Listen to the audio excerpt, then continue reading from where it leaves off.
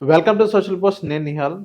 So మనం stock మార్కెట్లో technical పరంగా సిపిఆర్ అంటే ఏంటి, సార్ ఎలా యూస్ చేస్తారు, దీని గురించి మాట్లాడడానికి లలితేంద్రనాథ్ గారు ఉన్నారు, స్టాక్ మార్కెట్ ట్రేడర్. సార్తో మనం మాట్లాడదాం. Hello sir, welcome to social post. Hello. Yes sir, ఇప్పుడు టెక్నికల్ అనాలిసిస్ లో భాగంగా సిపిఆర్ అంటే ఏంటి సార్? సిపిఆర్ అంటే సెంట్రల్ పివోట్ రేంజ్. ఓకే. అయితే ఇది సిపిఆర్ లో మనకి డిఫరెంట్ టైప్స్ ఉంటాయి. వైడ్ రేంజ్ సిపిఆర్ అని, నారో రేంజ్ సిపిఆర్ అని, వర్జిన్ సిపిఆర్ అని, అసెండింగ్ సిపిఆర్, డిసెండింగ్ సిపిఆర్, ఇలా డిఫరెంట్ టైప్స్ ఆఫ్ సిపిఆర్స్ ఉంటాయి. సో ఆ రోజున ఫామ్ అయిన సిపిఆర్ ని బేస్ చేసుకుని మార్కెట్ ఓకే ఇవాళ కొంచెం అంటే నారోగా ఉంటే ట్రెండ్ అవుతుందని, వైడ్ గా ఉంటే సైడ్ వేస్ అవుతుందని, ఇటువంటి డెసిషన్ మేకింగ్ అనేది చేస్తూ ఉంటారు. ఓకే. సో మీరు ఎలా యూస్ చేస్తారు సార్? నేను సిపిఆర్ అనేది నా పర్సనల్ గా నేను డిజైన్ చేసుకున్న సిపిఆర్ వాడతాను. దాంట్లో ఏంటంటే ఈ వైడ్ రేంజ్, నారో రేంజ్ అనేది ఇలా ఉండదు. అన్ని సిపిఆర్లు ఒకేలా ఉంటాయి. సో అది మీకు నేను ప్రాక్టికల్ గా ఏంటంటే ఒకసారి చార్ట్ మీద ఎక్స్ప్లెయిన్ చేస్తే మీకు క్లారిటీ వస్తుంది. సో నేను ఒకసారి చార్ట్ మీద మీకు ఎక్స్ప్లెయిన్ చేసి చూపిస్తాను. Sure. CPR central pivot range. Golden ratio ప్రొఫైల్లో మనకి సిపిఆర్ అనేది ఈ విధంగా ఉంటుంది.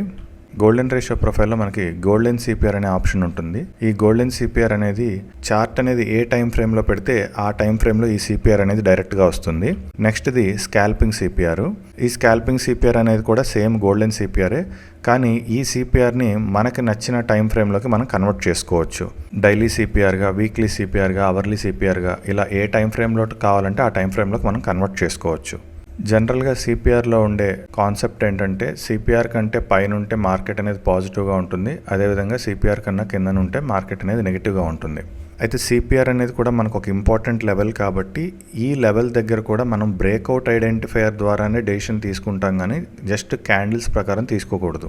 ఫర్ ఎగ్జాంపుల్ ఇక్కడ మనం చూస్తే బ్లాక్ క్యాండిల్స్ అనేవి సిపిఆర్ కన్నా కిందకి వెళ్ళిపోయాయి. ఓకే, ఇంకా కాసేపట్లో ప్రైస్ కిందకి వెళ్ళిపోతుందని మనం అక్కడ షార్ట్ పొజిషన్ తీసుకోవడానికి రెడీ అవుతాం. కానీ బ్రేక్అవుట్ ఐడెంటిఫైయర్ అనేది మాత్రం సిపిఆర్ నుంచి ఇంకా చాలా దూరంగా ఉంది కాబట్టి అక్కడ ఖచ్చితంగా ముందు రీట్రేస్మెంట్ అయితే వచ్చే అవకాశం ఉంటుంది. రీట్రేస్మెంట్ తర్వాత ప్రీవియస్ ప్యాటర్న్ ఫెయిల్ చేసి పైకి వెళ్తుందా లేదనేది తర్వాత చూసుకోవాలి. ప్రెజెంట్ ఇక్కడ మనకి నెగిటివ్ ప్యాటర్న్లో నడుస్తుంది. కాసేపటి తర్వాత మనకి ప్రైస్ అనేది రీట్రేస్మెంట్ అయ్యి పాజిటివ్ ప్యాటర్న్ అనేది వచ్చింది. ఈ పాజిటివ్ ప్యాటర్న్ అనేది లేటెస్ట్గా ఉన్న నెగిటివ్ ప్యాటర్న్ ఫెయిల్ చేసింది కాబట్టి ఈ ప్యాటర్న్ యొక్క మదర్ క్యాండిల్ మనం స్టాప్ లాస్గా పెట్టుకుని ఎంట్రీ అనేది తీసుకోవచ్చు.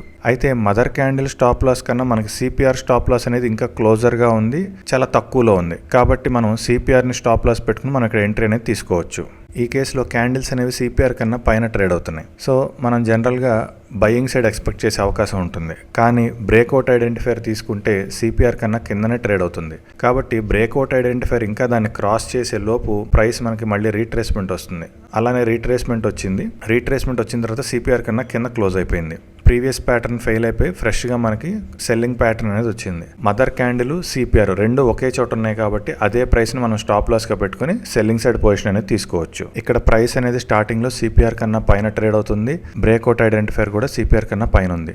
కానీ కాసేపటి తర్వాత క్యాండిల్స్ కిందకి ట్రేడ్ అవడం స్టార్ట్ అయ్యాయి. కిందకి ట్రేడ్ అయిన తర్వాత మళ్ళీ వెంటనే పైకి రీట్రేస్మెంట్ వచ్చింది. కానీ పైకి రీట్రేస్మెంట్ వస్తున్నప్పటికీ మనకి ప్రీవియస్ ప్యాటర్న్ బ్రేక్ అవటం కానీ, కొత్త పాజిటివ్ ప్యాటర్న్ రావటం కానీ ఇలాంటివి జరగట్లేదు. అంటే ఇక్కడ ప్రైస్ అనేది పైకి రీట్రేస్ అవుతున్నప్పటికీ బయింగ్ సైడ్ పొజిషన్ తీసుకోవడానికి అవకాశం లేదు. ఇక్కడ మనకి నెగిటివ్ ప్యాటర్న్ లో ఉంది. క్యాండిల్స్ అనేవి సిపిఆర్ కన్నా కిందకి ట్రేడ్ అయ్యాయి. బ్రేక్అవుట్ ఐడెంటిఫైర్ అనేది సిపిఆర్ కన్నా పైన ఉండటం వల్ల మళ్ళీ ప్రైస్ అనేది పైకి రీట్రేస్మెంట్ వచ్చినప్పటికీ లేటెస్ట్ ప్యాటర్న్ అనేది బ్రేక్ అవ్వట్లేదు, అలాగని కొత్త పాజిటివ్ ప్యాటర్న్ కూడా రావట్లేదు. కాసేపటి తర్వాత మనకి కొత్త పాజిటివ్ ప్యాటర్న్ వచ్చింది. కొత్త పాజిటివ్ ప్యాటర్న్ వచ్చినప్పటికీ లేటెస్ట్ ప్యాటర్న్ యొక్క హై అనేది బ్రేక్ అవ్వలేదు. పాజిటివ్ ప్యాటర్న్ వచ్చే లోగా బ్రేక్అవుట్ ఐడెంటిఫైర్ మాత్రం సిపిఆర్ లోపలికి వెళ్ళిపోయింది. సో అంటే ఇక్కడ మనకి ఇంకా బయింగ్ సైడ్ కన్ఫర్మేషన్ రాలేదు. పాజిటివ్ ప్యాటర్న్ వచ్చేసి నెగిటివ్ ప్యాటర్న్ బ్రేక్ చేయట్లేదు. బ్రేక్అవుట్ ఐడెంటిఫైర్ సిపిఆర్ కి మిడిల్ లోకి వెళ్ళిపోయింది. కాబట్టి ఇక్కడ మార్కెట్ అనేది ఇండిసిసివ్ గా ఉంటుంది. కాసేపటి తర్వాత మనకి లేటెస్ట్ పాజిటివ్ ప్యాటర్న్ యొక్క లో బ్రేక్ అయిపోయింది. కాబట్టి ఇంకా మార్కెట్ మనం సెల్లింగ్ సైడ్ వెళ్తుంది అనేది ఒక ఫిక్స్ అవ్వచ్చు. దాని తర్వాత మనకి ప్యాటర్న్ వచ్చింది. అప్పుడు ఆ ప్యాటర్న్ యొక్క హైని టాప్ లాస్ గా పెట్టుకుని మనం పొజిషన్ అనేది తీసుకోవచ్చు. సిపిఆర్ లో one of the main advantage ఏంటి అంటే ప్రీవియస్ సిపిఆర్ అనేది కరెంట్ సిపిఆర్ కి ఐదర్ సపోర్ట్ గా కానీ లేదా రెసిస్టెన్స్ గా కానీ యాక్ట్ చేస్తూ ఉంటుంది. ఇక్కడ ఈ కేసులో ప్రీవియస్ సిపిఆర్ అనేది మనకి కరెంట్ సిచ్యువేషన్ లో సపోర్ట్ గా యాక్ట్ చేసింది. ఈ కేసులో ప్రీవియస్ సిపిఆర్ అనేది కరెంట్ సిపిఆర్ కి రెసిస్టెన్స్ గా యాక్ట్ చేస్తుంది. నార్మల్ సిపిఆర్ కి గోల్డెన్ సిపిఆర్ కి మేజర్ డిఫరెన్స్ ఏంటి అంటే గోల్డెన్ సిపిఆర్ అనేది మార్కెట్ కండిషన్స్ లో మెయిన్ గా gap up and gap down వాటిని కూడా కన్సిడర్ చేసి సిపిఆర్ అనేది ఫామ్ అవుతుంది. అందుకే గోల్డెన్ సిపిఆర్ లో వైడ్ వైడ్ రేంజ్ సిపిఆర్ ఉండదు, నారో రేంజ్ సిపిఆర్ ఉండదు. అన్ని సిపిఆర్లు ఒకటే రేంజ్లో ఉంటాయి, అన్ని నారో రేంజ్ గానే కనిపిస్తూ ఉంటాయి.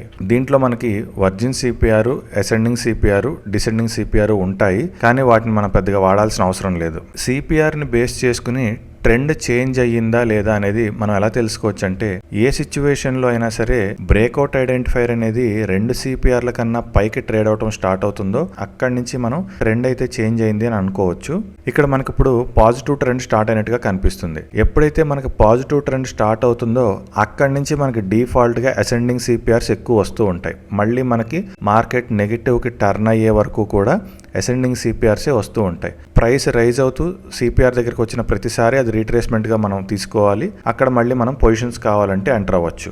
ఇక్కడ బ్రేక్అవుట్ ఐడెంటిఫైర్ అనేది 2 సిపిఆర్ల కన్నా కిందకి ట్రేడ్ అవడం స్టార్ట్ అయింది అంటే మార్కెట్ నెగిటివ్ ట్రెండ్లోకి వెళ్తుంది. ఎప్పుడైతే మార్కెట్ నెగిటివ్ ట్రెండ్లో ఉంటుందో మనకి ఆబ్వియస్గా డిసెండింగ్ సిపిఆర్స్ అనేవి ఉంటాయి. ప్రైస్ డౌన్ అవుతూ రీట్రేస్మెంట్ అవుతున్న ప్రతిసారి సిపిఆర్ దాకా వచ్చి రిజెక్ట్ అవుతూ ఉంటుంది. అయితే కేవలం సిపిఆర్లను బేస్ చేసుకుని మనం ట్రెండ్ డిసైడ్ చేయొచ్చా అంటే అలా డిసైడ్ చేయకూడదు. సిపిఆర్ కన్నా ముందే మనకి ప్రైస్ అప్ ట్రెండ్కి స్టార్ట్ అవబోతుందా, డౌన్ ట్రెండ్కి స్టార్ట్ అవబోతుందా అని చెప్పే లెవెల్స్ ఉంటాయి. అవే మన దాంట్లో ఉన్న గోల్డెన్ రేషియో లెవెల్స్. వీటిని జనరల్గా మనం సప్లై అండ్ డిమాండ్ లెవెల్స్ అంటారు, సపోర్ట్ అండ్ రెసిస్టెన్స్ లెవెల్స్ అంటారు. ఇవి జస్ట్ సపోర్ట్ అండ్ రెసిస్టెన్స్ లెవెల్సే కాదు, ఇవే మనకి రియల్ గేమ్ చేంజింగ్ లెవెల్స్ అన్నమాట. ఈ లెవెల్స్ గురించి మనం నెక్స్ట్ వీడియోలో డిస్కస్ చేద్దాం. సో థ్యాంక్ యూ సార్ మా సోషల్ పోస్ట్ వచ్చినందుకు. Thank you.